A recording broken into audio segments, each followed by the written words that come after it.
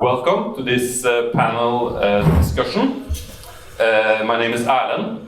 I'm the leader of the Students Association for Psychedelic Science.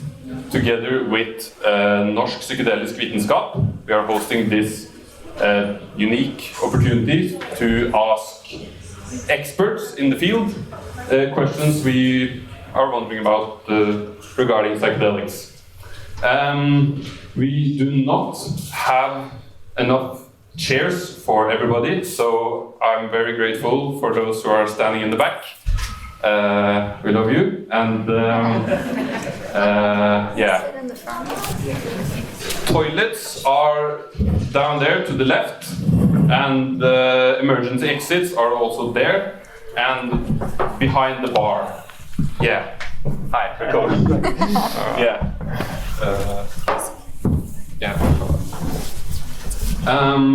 There are many misconceptions and also stereotypes and general questions regarding psychedelics among both enthusiasts and skeptics, and therefore we have this unique opportunity to ask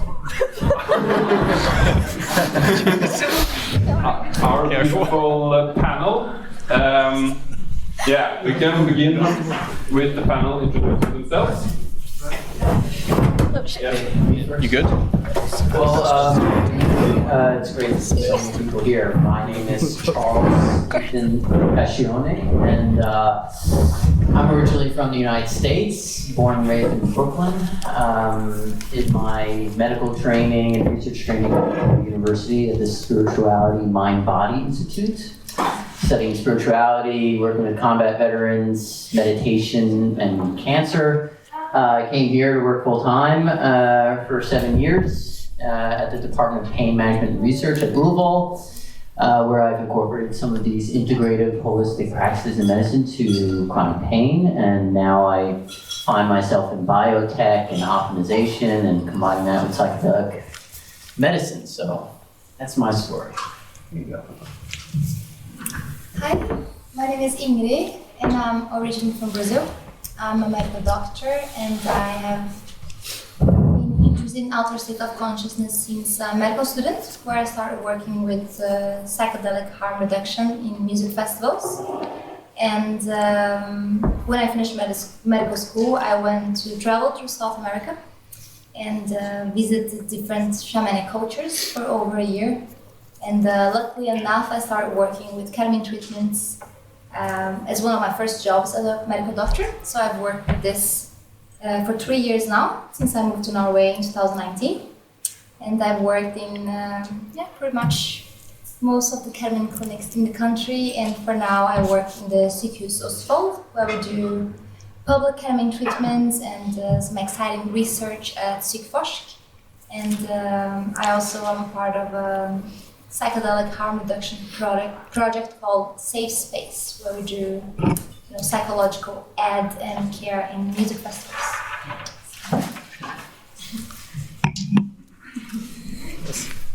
Hi. So I'm Ivar Goksøyr. So I run a clinic, mental health clinic in Oslo, Psykologvirke. We're one of the leading and biggest clinics in Oslo now. And we have holotropic breathwork as part of our daily practices, which is great.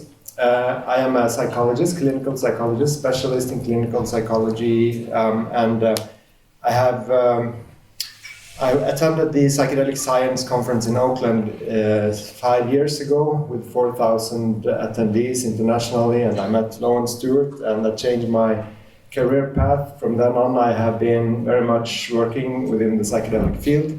I've been part of the research team Psykologist for 4 or 5 years now. So I'm a trained MDMA therapist. I've actually been to the States, and I've had my own MDMA-assisted therapy as part of my training. I worked with Compass Pathways for a while as an adherence rater for their big trial that was just punished. Not punished, but punished by stakeholders. I pretty much, I'm working more or less full-time with how to set up new research projects, talking to people, giving lectures, and also using the clinic Psykologvirke also as a platform for implementing some of these principles that we learned. So yeah, that's me. Great to see you. Great to see you too. Does that one work? Is it on? Oh, cool. Yeah. So, good evening. My name is Attila Sabo, and I'm originally from Hungary. And by training, I'm a biochemist, and I did my PhD in medicine with a focus on immunology and immune system related stuff. And I did approximately 8 years of postdoc training in psychiatry, biological psychiatry, partly in the US, and about 5 years here in Norway at the Norwegian Center for Mental Disorders Research, NORMENT, where I also work as a research fellow now. And so I've been mostly interested in psychoneuroimmunology. So basically, to put it in a simple way, how different mental states can influence immune system activity, and the immune system activity can influence mental states, in humans. And I've been interested in psychedelic research and been involved in psychedelic research, let's put it that way, for about 12 years now, both preclinical and clinical studies. And my main focus of interest is biomedical related stuff, so biomarkers and immune system effects of psychedelics, neuroplasticity, and related stuff. Yeah, I'm also an editor-in-chief of the Journal of Psychedelic Studies. So it's an open access journal, so go and check it out. Can you increase the volume? Okay. Yeah. Or can I use that one? Yeah. Closer to the mouth. Did you hear that? Is this better? Yeah, maybe. My name is Malene Vedderjutøy. I'm originally from Bergen, but I did all my studies abroad, and I started off this whole research path at Maastricht University in Netherlands, where I did my master's on ayahuasca. And that kind of snowballed into a PhD on not only ayahuasca, but also 5-MeO-DMT, which is where my expertise today is lying. And my main way of doing research was initially survey-based. And then I met Attila at one of the conferences in Prague, in the Czech Republic, and we started brainstorming about adding on biomedical assessments. So we did some cool stuff together. And then I joined the team at Imperial College London. So I worked there for 2 years mostly on projects related to 5-MeO, but also holotropic breathwork. And I'm still collaborating with them while also waiting to launch a phase 1 trial on 5-MeO in Australia. So basically, my main, focus is psychology, but I'm also very interested in the mind and body connection. So I'm very fascinated by, the somatic release phenomenon, biomarkers, and putting all of this together, as I think a holistic view of what psychedelics do is going to be the key thing going forward. So yeah. Sorry. I'll try not to fall off the stage here. Lowan Stewart, I'm an American emergency physician. I started this journey similar to Attila, looking into psychoneuroimmunology, tickling chimpanzees, trying to figure out how laughter evolved. It's true. Yeah.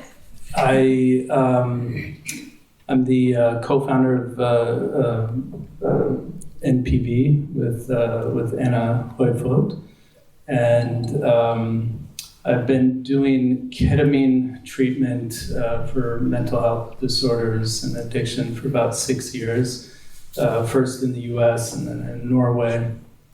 I'm the medical advisor for the ketamine program in the public health system at Sykehuset Østfold, and the site physician for our trials that we're doing at Psykforsk, in the MDMA studies and the upcoming psilocybin trial as well.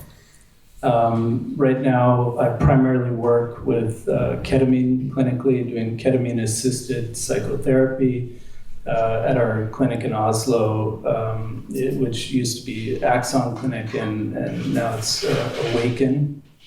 And I'm the regional director for the Nordics for Awaken Life Sciences, with the goal of trying to increase access to psychedelic-assisted psychotherapy to as many people as possible, both in the public health system and in private clinics, initially throughout Scandinavia, and then take over the world.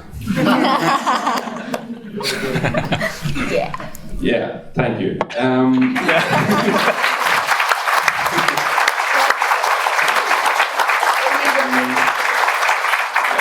I realized we should have done this yesterday, because then it was the anniversary of, like, the 84th anniversary of when LSD was first synthesized, which is pretty cool. Yeah. But it's today. The questions that will be asked is derived from the Facebook group, but we will also, if we have the time, the last 5 to 10 minutes, have open questions where you in the audience can ask. Yeah. So, without further ado, let's begin. First, gonna ask, why is psychedelic an interesting and relevant topic today? You can start with Malin. Okay. So yeah, I think that psychedelics are interesting, at least for me, to study because of their potential therapeutic efficacy. And I also think that is quite relevant in the time we're living in today, seeing a lot of mental health disorders, which I also think is pretty much emotional constipation disorders. And psychedelics might help us come in contact with emotions, purge them, and thereby restoring optimal functioning. And I just think that there's already been a lot of psychedelic research, but mostly done on the mind, the brain and stuff, but exploring the body as well is going to be important moving forward. So I think there's definitely a little bit of a hype around this, and I think it's too early to say whether they have fully therapeutic potential or not, because we also need to look at other parts except for the brain and the combination of them, the mind and the body. Yeah. Maybe Ivar? Yeah, so you can look at psychedelics as technologies that are able to open up a relatively closed system that is our psyche, and all the tools that can help us to open up this relatively closed system is of importance, of course, from my perspective, primarily as tools to help to heal from mental illness. But also, I think most of the problems we face in the world is stemming from our own minds, and everything that can teach us something about our own minds and our own functioning. And I think also the capacity psychedelics have for making us able to have an outside perspective on ourselves and all the programming that is within our culture that we are normally blind to is also an interesting property when it comes to more, a chance to look at the evolution of humanity. This being said, I'm not really very optimistic about how much psychedelics can do when in a real world setting, but in principle there is some opportunities, and it would be interesting to explore them. Maybe Charles?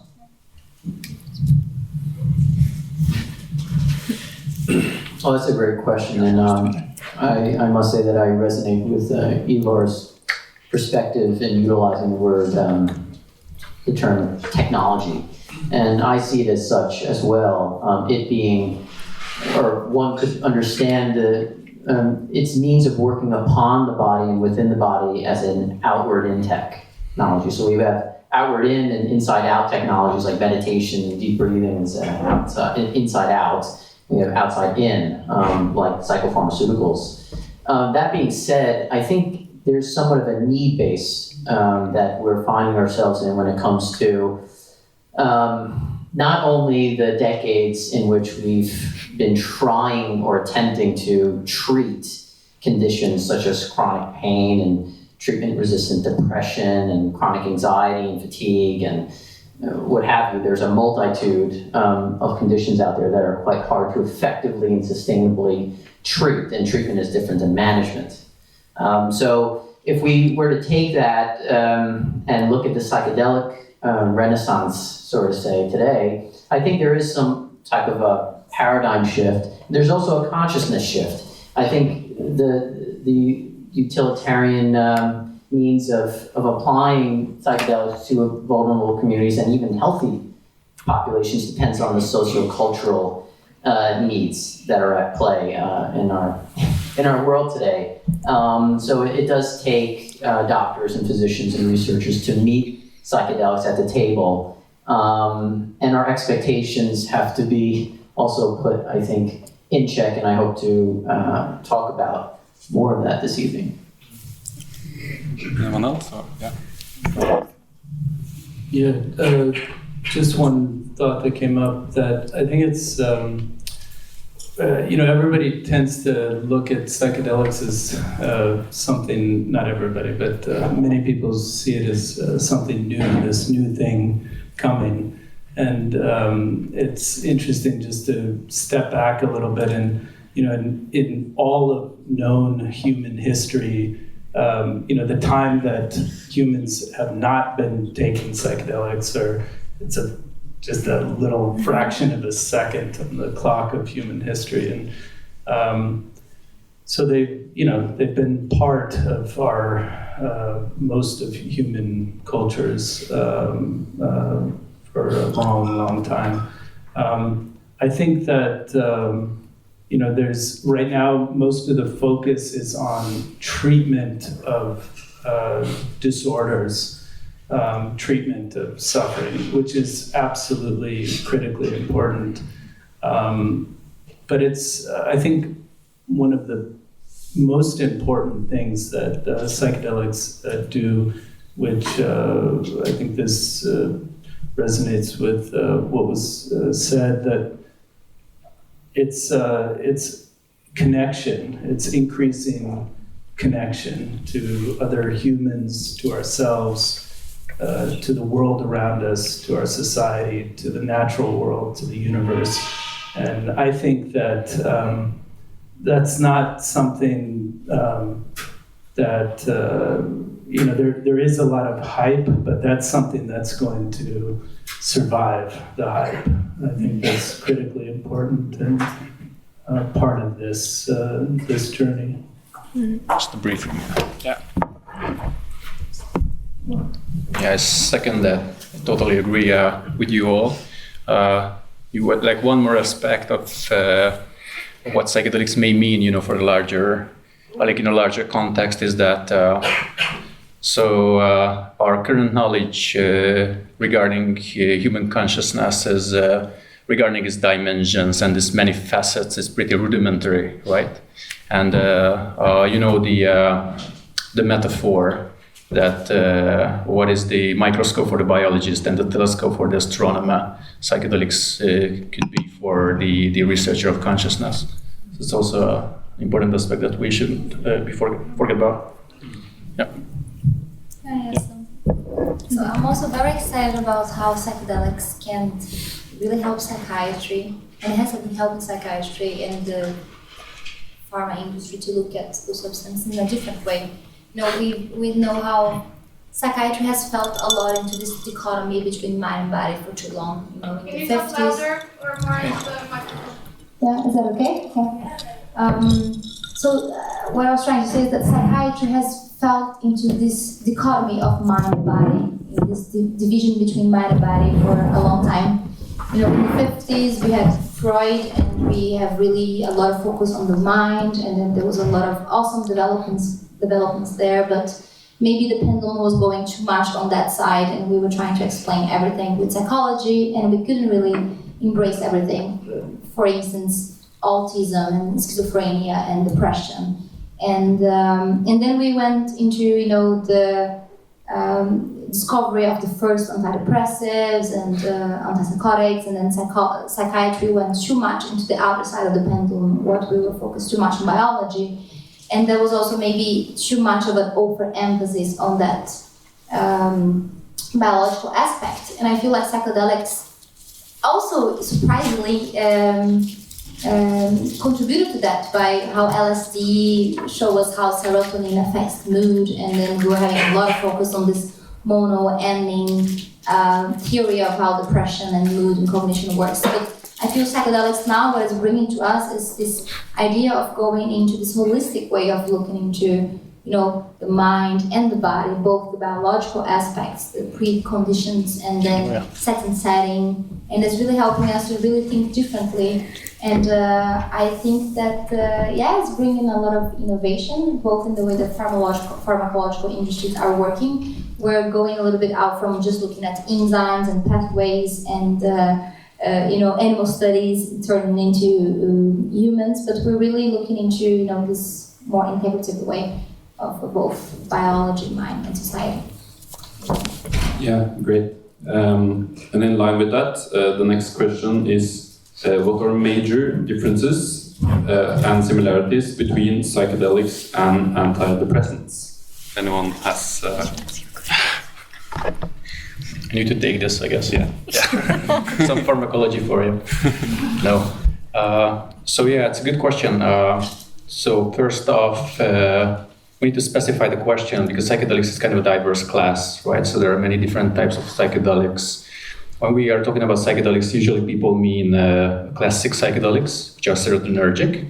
So basically they are modulating the same system in the brain, which is being modulated by antidepressants. But the major difference is that antidepressants, both the old ones, the classic ones like SSRIs or tricyclics, and the novel ones, they usually work by increasing the amount of serotonin in the synapses, which is a neurotransmitter. However, psychedelics, they work in a different way. They actually act at the very site where this elusive molecule serotonin binds to its receptors. So antidepressants in general are increasing the levels of this neurotransmitter in the brain, while psychedelics are mimicking the effect of serotonin, right, and brain cells in different regions of the brain, in a nutshell. Yeah, great. Just a comment to sort of bring that up to the experiential level. They're different in the way that, antidepressants, there's usually, unless you're having side effects, no psychoactive effect. So with psychedelics, there's not only this biological effect that's happening, but a profound psychedelic experience. So that's sort of a critical difference. And also, in terms of if that question is, how they could be used as an antidepressant, you can think of antidepressants. This is not totally true, but you can think of them using an analogy of, symptom management. So, if you have a rock in your shoe, you can take paracetamol and it can help the pain, but it's not really doing anything to the rock that's in your shoe. Whereas the real sort of paradigm shift with a psychedelic approach to treatment of depression is actually trying to fundamentally address some of the neurobiological, neurophysiological changes that are present in the brain that are causing the symptoms of that depression. And in addition to a lot of the psychological, addressing the psychological issues that are sort of at the core of this disorder. So inherently different paradigm of approaching antidepressant treatment. Yeah. Yeah, totally. Just a brief add-on. Another important difference at the level of the biological matter in our brain is that when it comes to antidepressants, you don't, like after acute or chronic treatment with antidepressants, you don't really see any. So the brain remains static, more or less static. However, when someone is taking psychedelics, even at the one dose, like a full dose of one of, like typically psilocybin or LSD, what you see is basically a full-scale remodeling of the brain, so they can actually physically rewire your brain. And this is probably one of the mechanisms which contributes to their therapeutic potential in psychiatry. This kind of remodeling, rewiring of the brain. And we also do know that it's actually happening only if the setting, a certain setting is appropriate, it's proper. Because without psychedelic-assisted psychotherapy, this type of biological hypoxic stress or shock, and it's been quite a kind of a problematic phenomenon, let's put it that way, in medicine. It's always been like that in neurology and neuroscientific research, and now it seems that some of the psychedelics, specifically DMT, dimethyltryptamine, is emerging as a very effective neuroprotective and neurorestorative treatment modality in these disorders, and it's already in human clinical trials. So human clinical trials already in the process of they are being set up right now, and we have enough evidence, in vitro and clinical, preclinical evidence, animal in vivo evidence that the DMT might be effective. So hopefully we'll see DMT as kind of one of the candidate drugs in the future in stroke treatment and ER medical treatment. So yeah. Nice. Yeah, George first. Yeah, so one field that is really interesting is, of course, back to the roots and how psychedelics can be used as sacraments also. So there is, in the medical community, there's been a lot of stigma, but not so much anymore. But right now also people from the world religions are also starting to form networks to be able to use psychedelics also as the original sacraments. So, for example, ligare.org is one internet page where it's a Christian community which arranges retreats in the Netherlands, and they are basically trying to get out of the stigma connected to using psychedelics also as a spiritual tools, sacraments. So I think that's also a really interesting field. They're kind of behind the medical field in whitewashing using them, but they're coming hopefully. Yeah, nice. Charles, do you want to help? No, I don't even know where we are. Maybe you can repeat the question. Yeah, the question is regarding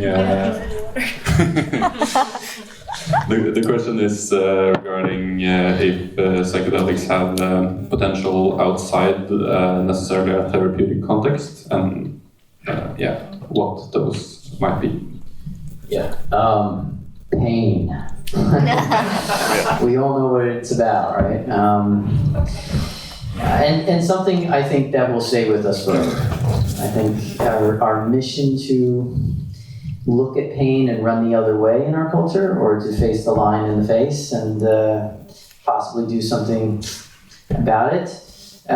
We push pain away, and we have a 0 to 10 scale with no pain, 10 being unbearable pain. It's very ridiculous things like this that I have done for so many patients, and I think we're trying to understand pain. And psychedelics for pain is quite interesting to us, and we're spearheading some exciting new moves in Norway for that, at the hospital, and anchoring some things with some military people, and I think, you know, long story short, I think pain is something that has a lot of these mutual associations that I was talking about before. Where what do we associate with pain? What do you associate with pain? What do you associate with pain? We all have a personal, very sensitive take on what pain means to us. And when pain becomes chronic, it can become something else entirely. And the brain, how the brain understands pain is not necessarily how the mind understands pain. And sometimes we don't know what's best for us. Our brain doesn't know better, in a way, so we have to act on its best behalf. It's built to keep us alive in regards to pain, but it's not necessarily built to keep us thriving in life. That's our responsibility. So life first, chemistry second. and pain really puts that at the forefront, puts that into question quite clearly. And we look at, you know, pain and trauma, we see these mutual associations. There's some really, and Ivar sent me one of the most recent findings with pain via email, and I opened it up. I was like, "This is great." And you know, very interesting findings with a cohort of those suffering from chronic pain who've taken MDMA, and showing that the most significant finding on parameters when you look at pain is disability. It's not even pain intensity, right? But it's the disability of the pain, how it disables you, your lifestyle, how you live, how you go about living your daily life. The disability of it, the functional disability of pain, seems to be maybe the most promising target for, let's say, MDMA. Yeah, that's it. One thing that came to mind for me was performance and enhancing performance. So psychedelics are kind of the new coffee. That's an old thing in terms of like creativity and stuff. Another very novel, let's say, application of psychedelics is within freediving. Actually, there are people microdosing to freedive better. Sounds like terrible. I know. But yeah, it's don't do that. I'm not. But basically, I understand why, and it's connected to flow states, and yeah, being able to manage a bit of anxiety and really getting into the zone where your mind and body is working in sync, and then harvest the juices of that, whether that is creativity or diving well, holding your breath longer. Yeah, very nice. We have tons of questions. I don't think we managed to get through them all, but if there are questions from the audience, we might take some of them now in the last section. Yes?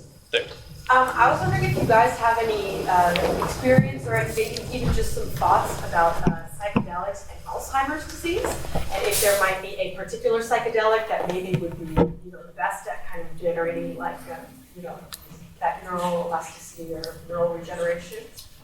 Yeah, totally. It's a good question. It's actually a new kind of subfield of psychedelic research right now. I've seen patents submitted for Alzheimer's disease and dementia research and serotonergic psychedelics. So a reason for that is because serotonergic psychedelics such as psilocybin and DMT, probably LSD as well, target multiple kind of problematic aspects of dementias and Alzheimer's. So we can address neuroinflammation, neurodegeneration, and dysregulated glial cell functions at the same time, which is kind of a unique opportunity. So it means basically the bottom line is that when it comes to Alzheimer's disease and other dementias, serotonergic psychedelics seem to be a very promising group of candidate substances. They are actually seem to be very effective from the start. It's like this is like very similar to the antidepressant effect of psychedelics, which is like, you know, in case of antidepressants, we know that there is this notorious lag period when you just start to take antidepressants and you need to wait quote unquote 2 weeks, 3 weeks while they kick in. However, in case of psychedelics, many of them, including ketamine, seem to be effective right away. So there is no lag period. And also improvement in cognitive functioning, memory retrieval and stuff like that. In dementia is also seem to be positively affected by full dose of psychedelic, for instance, DMT and psilocybin. So yeah, absolutely, it's kind of a new field, and it's getting to be like pretty hot nowadays. So yeah, good question.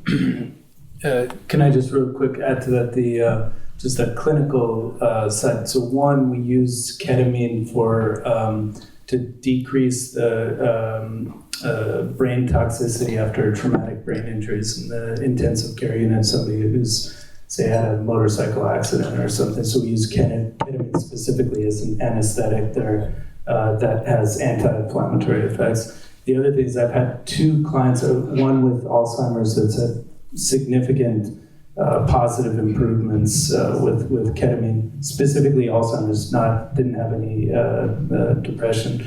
And I also treated somebody with Parkinson's disease who came to be treated for his depression. The ketamine unfortunately didn't help his depression at all, but he had significant improvement in the motor dysfunction related to the Parkinson's disease after the treatment. So it's a really important area. Yeah, and then there's you. We only can take like a couple of more questions and also try to be quick with the answers if possible. Yeah, so yeah.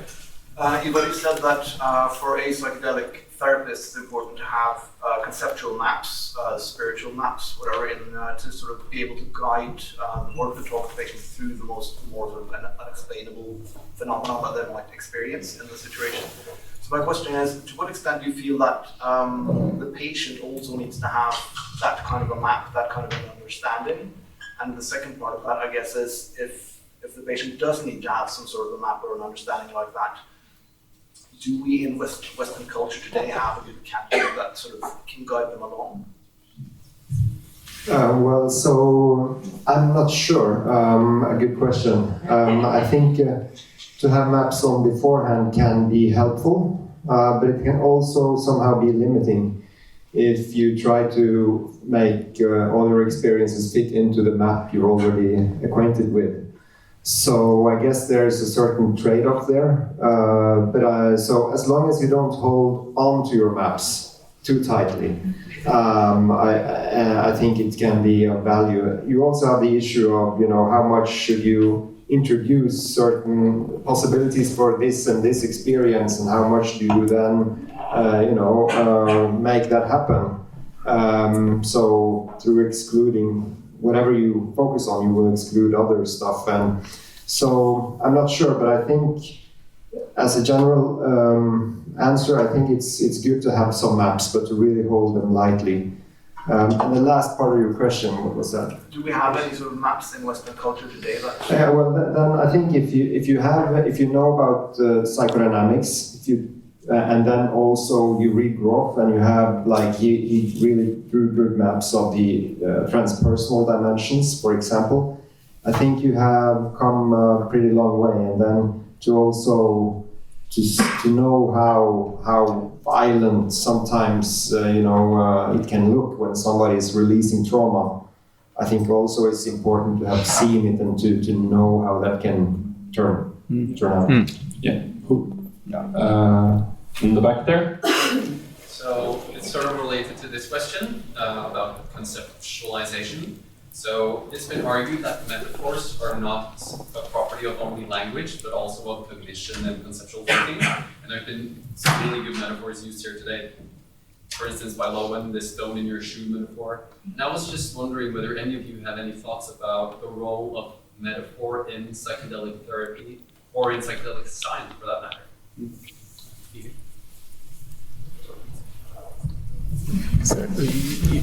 I think they're needed because many of the experiences are ineffable. So the only way to express some of these experiences is through metaphors. So that's just common sense. That's all I was going to say. Yeah. But I'm curious about your thoughts about that. I'm doing a master's thesis on a related project, so I was just hoping to mine some ideas. And whether you have maybe some experiences from therapy, or some anecdotes that talk about, sort of speak to that dimension of metaphors and what place it is. Yeah, I ran a narrative medicine workshop at the hospital quite recently with those with chronic pain, and it was just simply a matter of presenting a group of patients with texts, poems filled with metaphors and symbolism and suggestions, and having them read it and rest with it, and then asking them to write a response to that. And it's amazing to see what comes out, what the body holds. And many of us say we are what we eat, but we really actually, in fact, are the stories that we tell ourselves every day when we get up in the morning. This is who I am, this is what I'm meant to do, this is how I'm supposed to perform. That's who we are. And our brain shows that quite. Dietary takes a significant percentage of that conversation, but the rest is a narrative. It's a narrative based, and metaphorically speaking, I think symbols and Jungian based psychology and these kinds of things speak to us quite deeply because they've been with us for the timeless nature that Lowan speaks of, and what Ivar spoke upon. But that's a great question. Yeah.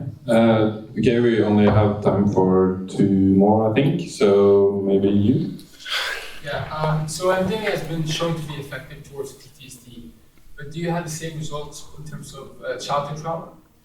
And for childhood trauma, do you also have other modalities that have been studied? Yeah. So the results from the trials on MDMA, which is my specialty, show that it's equally effective for early childhood trauma as traumas later in life. I'm a bit surprised by those preliminary findings. I would tend to think that they would need more work, so it's considered them preliminary. But what we also see is that normally there is this negative correlation between the number of adverse childhood events and outcome in psychotherapy, but you actually don't see this in the MDMA trials. So no matter how many, over 4, for example, adverse childhood experiences, they don't perform any less or any in the outcome data. So that's really promising, and it's also in line with early clinical impression that MDMA has some unique opportunities to, in a safe way, let the patient regress while the adult ego is still very much present. So it's really a controlled regression in the service of the ego, where you can go in and out from it, and that the level of re-experiencing within this safe framework is quite remarkable. And we also see now, this new paradigm of MDMA reopening critical developmental periods in mice. So if that holds or if that can be transferred also to people, if we have a medicine that can actually reopen critical developmental periods, then it will be a really important medicine, because what we struggle the most with is when people during early childhood have not gotten this feeling of being lovable. Is it possible to get that imprint later? Or are these experiences too attached, or certain things, if you don't get it in the critical years, is it possible at all to get it later? And there's at least a good deal of hope there that MDMA can be a good agent. Can I just answer the second part? Very good. Yeah. The second part of your question was other modalities. Ketamine has a similar efficacy for PTSD. The trials that we have are much more early, so we have much smaller trials, and we're not there yet in terms of the phase development with the research. But clinically, we see similar, really profound transformations, internal processes that happen very quickly. In a similar way. It works in totally different mechanisms than MDMA, but as far as other modalities, that's something that's there as well. Okay. Nice. You can have the last question. You emphasize that the setting is very important in the clinical treatment. Can you elaborate a little bit more about what elements should be present in an optimal setting?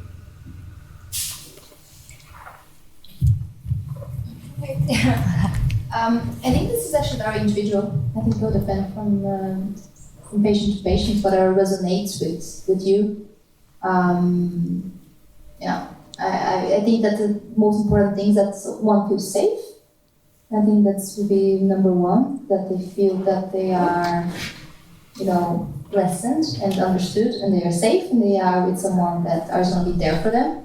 I don't think there's any special elements when it comes to, it has to be neutral, it has to be nature, or it has to be very clinical, or it has to be, with nice colors or inspiring. But I would focus on safety, and there's a place that is trustworthy and calming. I think that's very important. And I think part of the setting is also the alliance with the therapist, If the therapist is someone that it's also making the person feel, again, safe, and it's someone that it's, knowing how to connect with them and move graciously and talk to them in a way that makes them feel relaxed, I think that will be the most important. But I don't think I cannot think about like a very important element for that. Should have something to add. Yeah, I totally agree. Safety or trust, and if you have a trust and compassion, then it can. I think that a compassionate setting and a trustworthy setting, I think that's the most important thing. And to what does it take to enter truth? I think nobody in their right mind would enter truth, which often is painful if you don't have a certain trust that you will be met in a compassionate way and it can be safe to enter that space. There's a reason why we have avoided stuff for a long time. So I think it boils down to trust and compassion, and trust in compassion maybe also. Yeah, and that allows the psyche will protect itself if it detects danger or that there's not enough compassion or it can be dangerous, and it will protect you then. So it's really a safety measure, which is quite good. So yeah. Yeah. Anyone want to make a last comment? Charles, maybe? Yeah. Then we finish off. Yeah. You look at how psychophysiologically speaking, when you enter a room, they've done multiple studies observationally on a multitude of parameters and skin conductance and stress, self-reported stress, and also heart rate and heart rate variability, and all these things change when you enter a room. And they don't change insignificantly; they do change significantly. And when you place someone in a certain position with certain expectations, when they're encountering a space where they're going to engage with a part of themselves that they've never engaged with before, with someone who they maybe have never met before previously, I mean, that is a quite powerful, demanding experience to be in and to take part in. So the room should speak to that. And there's criterion that you can go on maps and they have methods of setting up the room and the tonality of the room, if there's music being played, if there's dimly lit lights, and all these things. But it needs to say something about that, meeting the encounter halfway and giving service to that. So that may be a good way of thinking about it. Yeah. Okay. Yeah. That's that's great. Thank you all so much for coming. Yeah.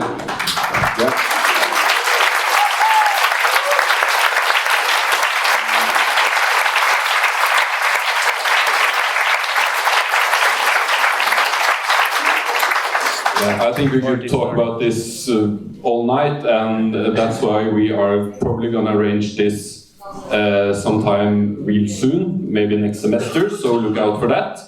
Now there will be time for mingling, casual mingling, so we will open the bar, change the setting a bit, and then, yeah. Be sure to join our Facebook group, Student Association, and follow our Facebook page, and also join Norsk Psykedelisk Vitenskap, NPV. And yeah, thank you all for coming.